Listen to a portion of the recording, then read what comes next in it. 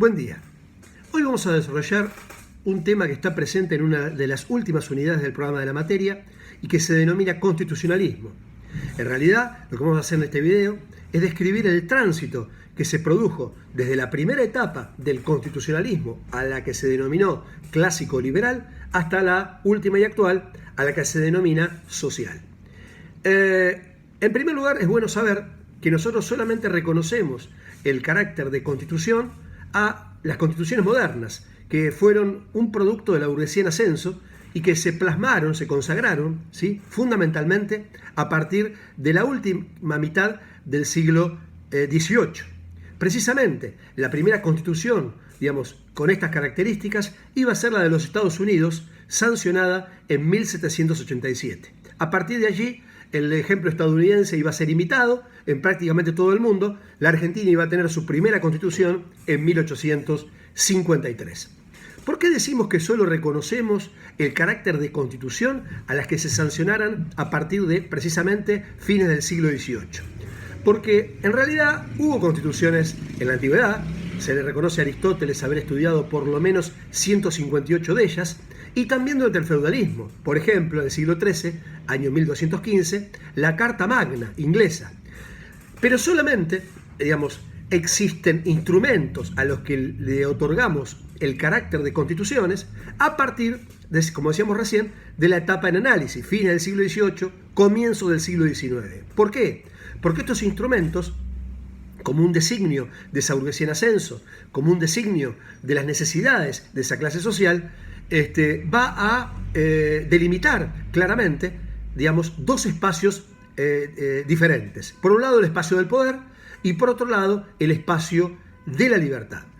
Específicamente o concretamente, el artículo 16 de la Declaración Francesa de los Derechos del Hombre y del Ciudadano va a especificar esta circunstancia diciendo que solamente existe constitución cuando, por un lado, se garantizan los derechos del hombre y del ciudadano y por el otro lado, está claramente delimitada la separación de poderes. Si ustedes observan, existe una relación de medio a fin entre la separación de poderes y la garantía de los derechos. Es decir, que la única manera de garantizar el espacio de la libertad ciudadana es precisamente, ¿sí?, poniéndole un dique de contención al ejercicio del poder político, y esto se lo hace debilitándolo, limitándolo a partir de esta teoría de la división o separación de poderes que esbozaran Locke primero y Montesquieu más tarde.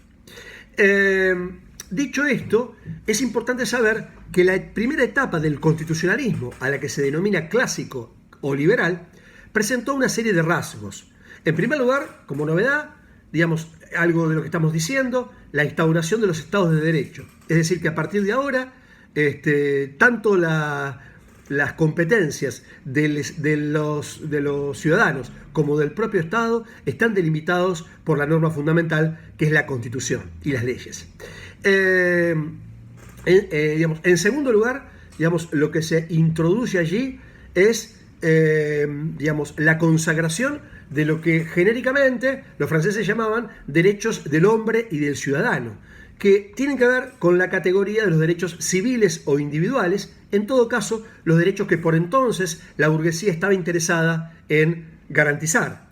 Estos derechos fundamentalmente eran el derecho a la vida, el derecho a la libertad, y cuando hablamos de libertad nos referimos a las libertades más genéricas, no solamente políticas, sino también económicas, y el derecho a la propiedad privada. Es decir, se estaba consagrando por entonces el modelo de John Locke, es decir, un modelo de Estado liberal, ¿no es cierto? Un modelo de Estado liberal.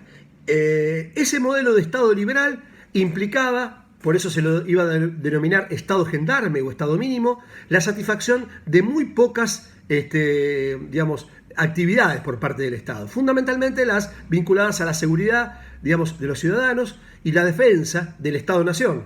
Por eso la denominación de gendarme. Pero prácticamente, se alejaba el Estado de todo tipo de actividad económica o social por entonces. Esta fue, en buena medida, la experiencia del siglo XIX, la de los estados liberales, la de los estados mínimos, la de los estados gendarmes.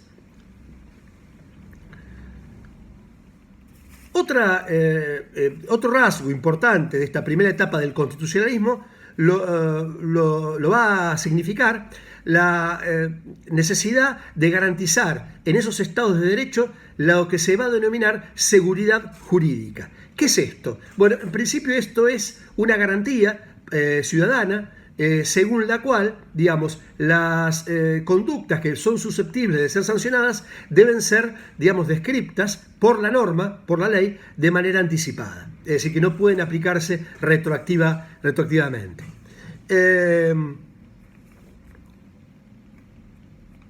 Y se impone, ¿no es cierto?, por entonces, un postulado que da cuenta precisamente de cuál es el alcance de estos estados de derecho, según el cual todo lo que no está jurídicamente prohibido, o sea, todo lo que no está prohibido por la ley, está permitido, ¿no es cierto? Ese es el área de libertad ciudadana.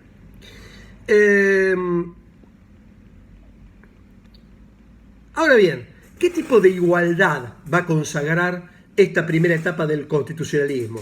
Bueno, es la igualdad ante la ley, que por ejemplo en el caso de nuestra Constitución aparece consagrada en el artículo 16, según la cual, digamos, todos somos iguales frente a la norma. Esta es una igualdad de carácter formal, ¿sí? De carácter formal. Es decir, que aquí, digamos, si nosotros no tenemos, digamos, en la práctica, digamos, garantizada materialmente esa igualdad, el Estado, digamos, no se va a involucrar para remover esos obstáculos. Simplemente lo que hace la norma es decir, digamos, declarar una igualdad, como decía recién, de carácter jurídico o formal.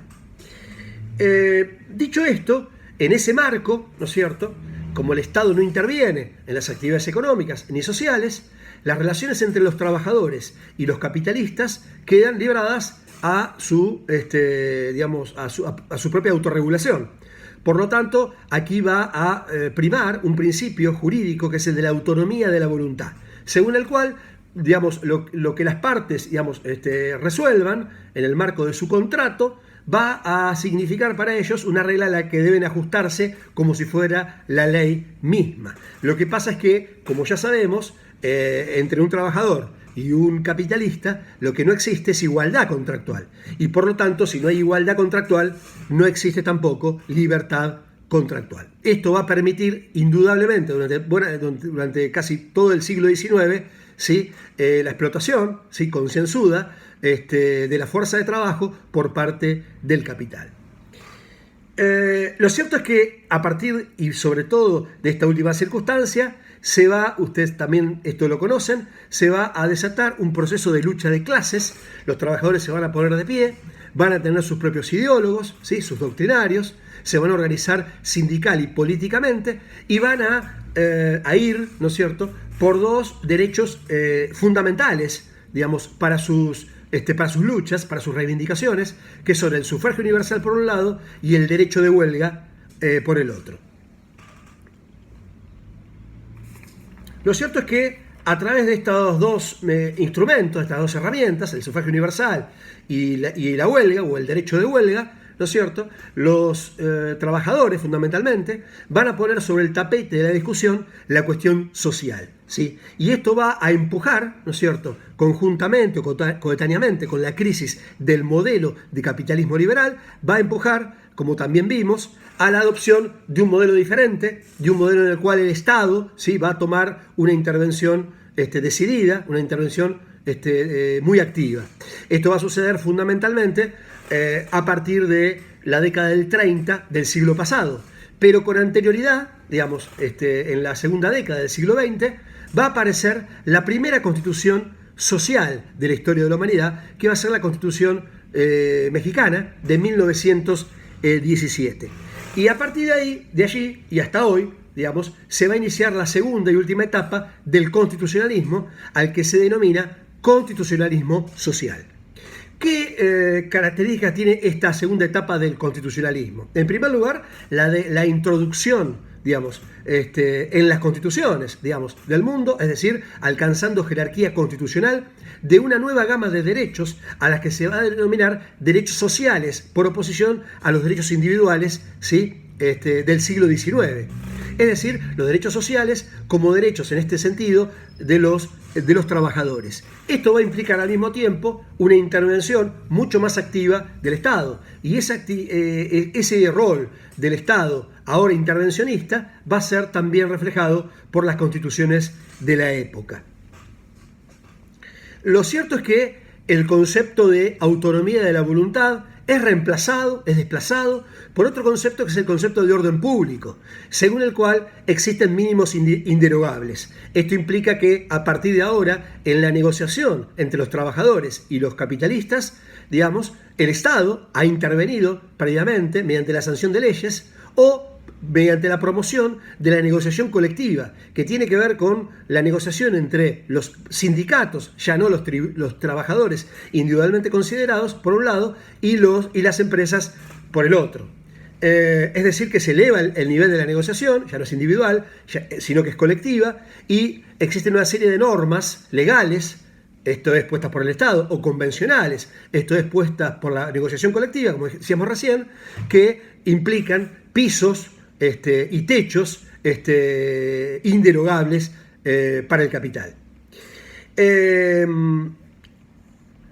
Esta última etapa del constitucionalismo social atravesó por tres periodos diferentes. El primer periodo arranca precisamente con la sanción en 1917 de la Constitución mexicana, y se va a extender hasta 1940, es decir, hasta el inicio de la Segunda Guerra Mundial. Y se va a caracterizar por lo que dijimos recién, la introducción en las constituciones de los derechos sociales, esto es, los derechos de los trabajadores, y la modificación en términos constitucionales de las atribuciones del Estado. El Estado ahora, va a ser, surtido de un número mucho mayor de facultades, sobre todo empezando por las de carácter económico y social. A partir de la finalización de la Segunda Guerra Mundial, 1945, y hasta 1973, se inicia la segunda etapa del constitucionalismo social, caracterizada ahora porque se consagran en prácticamente todo el mundo un nuevo modelo de Estado, a lo que se van a denominar, y ya lo vimos, Estado de Bienestar, y que van ampliando, ¿sí? El acceso para los trabajadores y los sectores populares de una serie de beneficios, de carácter público, de carácter social, ¿sí? Que indudablemente dan cuenta, de un alcance casi que universal, ¿no? Y que justamente justifican esa connotación de ese aditamento, de bienestar al que se denomina, al que se le atribuye a los estados de la época.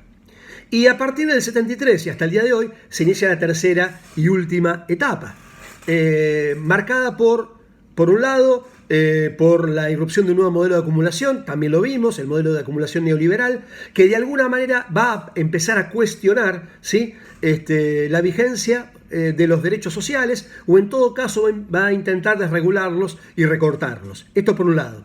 Esto es el aspecto regresivo. Desde el punto de vista progresista, este último periodo se caracteriza porque introduce derechos, una vez más se amplía el universo de los derechos reconocidos constitucionalmente, otorgándole derechos a ciertos grupos dentro del núcleo familiar, a los que se consideran más vulnerables o endebles, empezando por los derechos de los niños y los ancianos. También respecto de ciertos grupos sociales a los que se le reconocen ciertos derechos frente al fenómeno de la concentración económica. Por ejemplo, los derechos de los consumidores y usuarios, como para que estos estén más resguardados frente, a su vinculación con las corporaciones económicas. Y finalmente se reconocen derechos de carácter universal, de incidencia colectiva, ¿no es cierto? Absolutamente colectiva, son intereses de carácter difuso lo que están en juego, porque se tratan de derechos reconocidos a la comunidad toda, a la sociedad toda, y que tienen que ver con la salvaguarda, ¿sí? Con la protección de ciertos bienes jurídicos, en los cuales todos estamos interesados en su protección, como por ejemplo los derechos, digamos, vinculados a la protección, digamos, o la defensa del medio ambiente, o el derecho a la paz. Bueno, estas son a grandes rasgos, digamos, las características fundamentales de lo que se ha dado en llamar la era del constitucionalismo y sus dos etapas. La primera, la etapa liberal o clásica, y la segunda y última, la etapa social del constitucionalismo. Espero que tengan un buen día. Muchas gracias.